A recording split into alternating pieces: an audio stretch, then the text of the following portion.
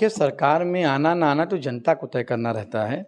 देखिए, अभी तो 5 साल तो उन्होंने फीता काट कर के क्रेडिट लेने का काम किया। अभी तमाम भी 5 साल भारतीय जनता पार्टी का पूरा हो गया है और 5 साल के बाद उसका दूसरा कार्यकाल शुरू हुआ है। लेकिन अभी भी उस तीसरा फ्लाईओवर अभी तक नहीं बना पाई है। के चौथे स्तंभ हैं। क्या विकास का मतलब ये होता है कि हम लोग अपने ही हाथों से अपने घरों को तोड़ना शुरू कर दें? अयोध्या की जनता सो नहीं पा रही है, अयोध्या की जनता डरी हुई है। जिस अयोध्या में समाजवादी पार्टी की सरकार बनेगी तो किसी को भी टैक्स नहीं देना पड़ेगा और हम टैक्स मुक्त, भयमुक्त अयोध्या बनानी है, बुलडोजर मुक्त। आप लोग तो मुझे जानते हैं, मुझे यहाँ लोग ब्लड बैंक के नाम से जानते हैं। आज 15 साल से हम लोग रक्तदान का काम करते हैं तो वो उस पुरानी बातों पर चर्चा करने का कोई मतलब नहीं, चूँकि हमारे राष्ट्रीय अध्यक्ष सीधा के विकास से संबंधित मुद्दों को, इन चीज़ों से संबंधित बातों को अगर आप मुझसे पूछे तो बहुत बेहतर होगा।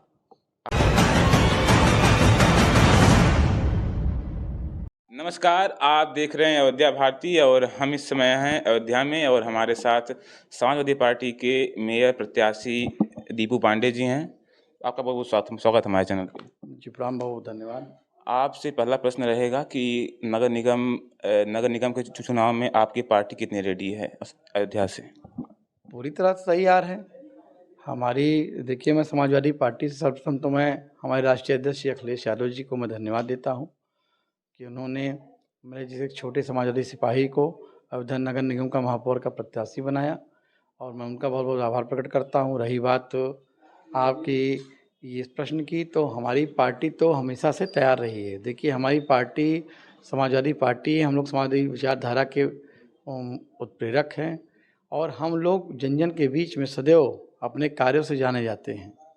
आप बोल रहे हैं कि आपकी पार्टी रेडी है नगर निकाय चुनाव में, लेकिन पिछले 2 बार से सरकार में नहीं आ पा रही समाजवादी पार्टी, क्या कारण लगता है आपको? नहीं, वो तो देखिए, सरकार में आना ना आना तो जनता को तय करना रहता है। देखिए, जनता जनार्दन होती है और हमारी पार्टी, हमारी सरकार 2012 से 2017 में हमारी सरकार थी। हमारे राष्ट्रीय अध्यक्ष श्री अखिलेश यादव जी ने बहुत से काम किए और उन्होंने विकास के कार्य किए। उनके विकास के कार्य की स्थिति ये थी कि उन्होंने जितने काम किए, आज भारतीय जनता पार्टी का 5 साल पूरा हो गया और दोबारा अपने दूसरे कार्यकाल में है, लेकिन अभी तक समाजवादी पार्टी के ही कार्यों को वो बताते हुए फिर रही है। अभी तो 5 साल तो उन्होंने फीता काट कर के क्रेडिट लेने का काम किया। अभी तमाम में से कुछ काम थे जो समाजवादी पार्टी की सरकार में हुए थे, उसको भी उन्होंने अपना हथियाने का काम किया, उसको बताने कि वो मैंने करा, जबकि वो समाजवादी सरकार में हुआ था। और रही बात सरकार बनने की, बिगड़ने की, तो जनता जानती है, जनता को तय करना है। जनता अब जान चुकी है कि हमने 2022 में जो गलती किया, जैसे मैं अयोध्या की ही बात करूँ, चूँकि मैं अयोध्या नगर निगम से यहाँ का उम्मीदवार हूँ समाजवादी पार्टी से महापौर पद का, तो हम लोग अयोध्या की अगर बात करें तो ज़्यादा अच्छा होगा। आप सड़कों पर निकल जाइए, आप तो चूँकि लोकतंत्र के चौथे स्तंभ हैं, आप कहीं पर भी चले जाइए, आप नियावा से जाइए, आपको रामघाट अयोध्या जाना हो 3 घंटे का समय लग जाएगा। हर जगह सड़कें टूटी फूटी पड़ी हुई हैं, जगह जगह गड्ढे हैं, रोज़ दुर्घटनाएं हो रही हैं। अभी दोपहर में एक बैटरी रिक्शा वाला आ रहा था, पलट गया, 2 सवारी उस पर बैठी थी, वो घायल हो गई। तो ये विकास नहीं होता। विकास का मतलब होता है, जैसे हमारे राष्ट्रीय अध्यक्ष अखिलेश यादव जी जब मुख्यमंत्री थे तो उन्होंने विकास कराया था। उस समय हमारे बड़े भाई आदरणीय तेजनारायण पांडे जी यहाँ के मंत्री थे, विधायक थे, तो सड़कों का जाल आपको बिछा दिखा होगा। चारों तरफ आपने देखा होगा अयोध्या में जितनी पुरानी सड़कें थी उसको नई कर दी गई थी, जो सड़कें मरम्मत के लायक थी उसको नई बना दी गई थी। इसके अलावा गंजा में मेडिकल कॉलेज की स्थापना हुई। इसके अलावा आपने देखा होगा 2-2 फ्लाईओवर बने। आज भी 5 साल भारतीय जनता पार्टी का पूरा हो गया है और 5 साल के बाद उसका दूसरा कार्यकाल शुरू हुआ है, लेकिन अभी भी उस तीसरा फ्लाईओवर अभी तक नहीं बना पाई है।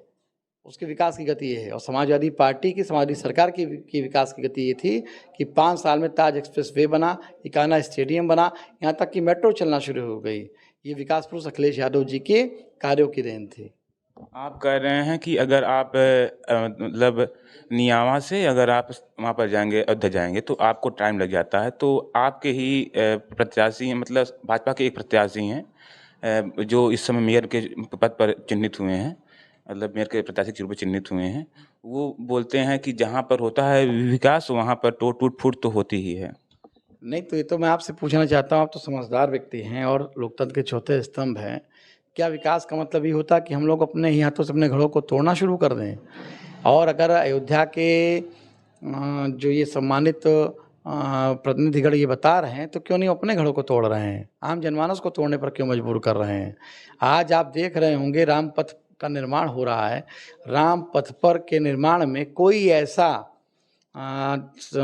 मकान नहीं बचा हुआ है जो मकान टूटा ना गया हो, जिसको तोड़ा ना गया हो। पूरे जीवन में आदमी अपने पूरे जीवन की एक एक रुपए की आमदनी को चुनता है, उसको इकट्ठा करता है और एक घर का निर्माण करता है।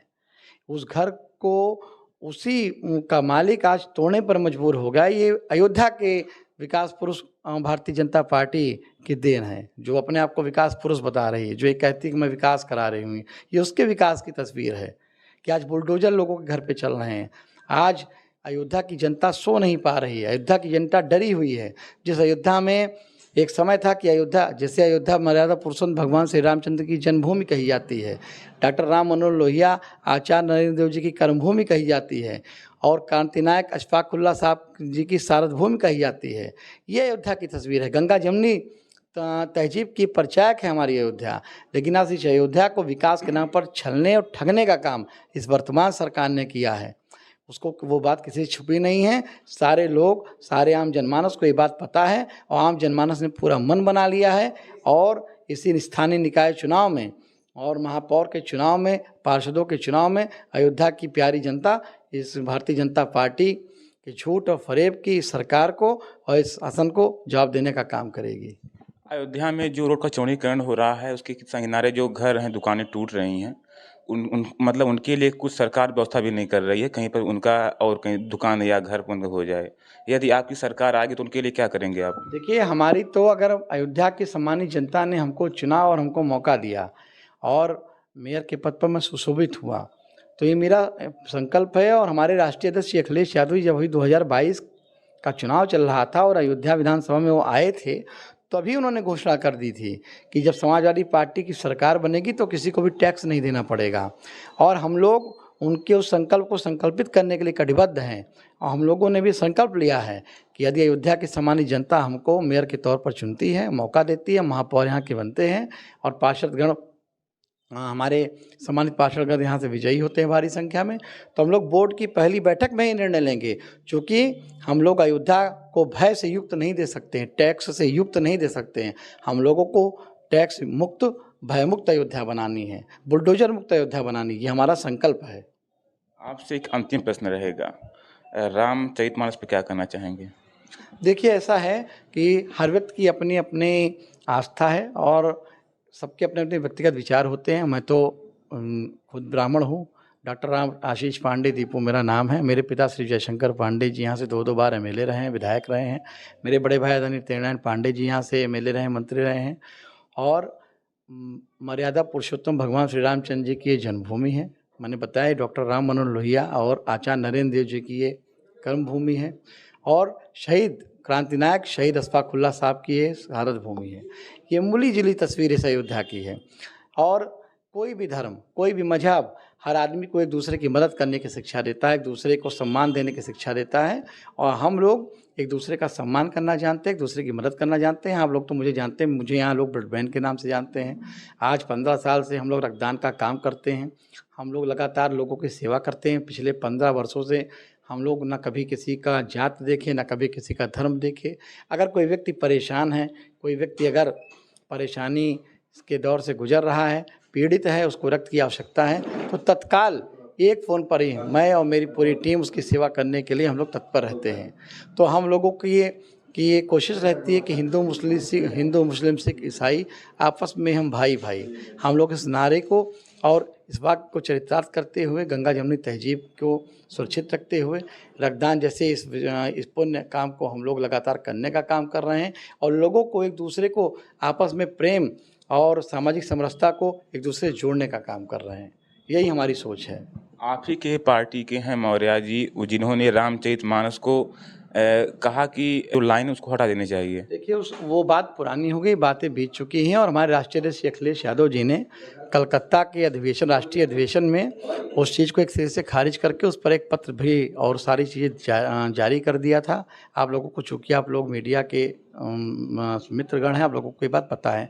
तो उस पुरानी बातों पर चर्चा करने का कोई मतलब नहीं, चूँकि हमारे राष्ट्रीय अध्यक्ष श्री अखिलेश यादव जी का साफ आदेश आया हुआ है कि किसी भी धार्मिक और किसी भी व्यक्ति विशेष को के मामलों को लेकर के हम लोग कोई टीका टिप्पणी ना करें। हम लोग चूँकि अयोध्या ये महापौर का चुनाव चल रहा है, तो मेरा आपसे भी आग्रह है कि अयोध्या महापौर के चुनाव, अयोध्या के विकास से संबंधित मुद्दों को, इन चीज़ों से संबंधित बातों को अगर आप मुझसे पूछें तो बहुत बेहतर होगा। आपसे एक और प्रश्न रहेगा कि अयोध्या नगर निगम अयोध्या की जनता को क्या कहना चाहेंगे? देखिए, मैं तो अयोध्या की सम्मानित जनता से मेरा हाथ जोड़कर विनम्र आग्रह है, निवेदन है कि मैं डॉक्टर आशीष पांडे दीपू आपके बीच में आया हूँ। आपसे मैं हाथ जोड़ कर के आग्रह करता हूँ कि एक बार मुझे अपनी सेवा का मौका दें।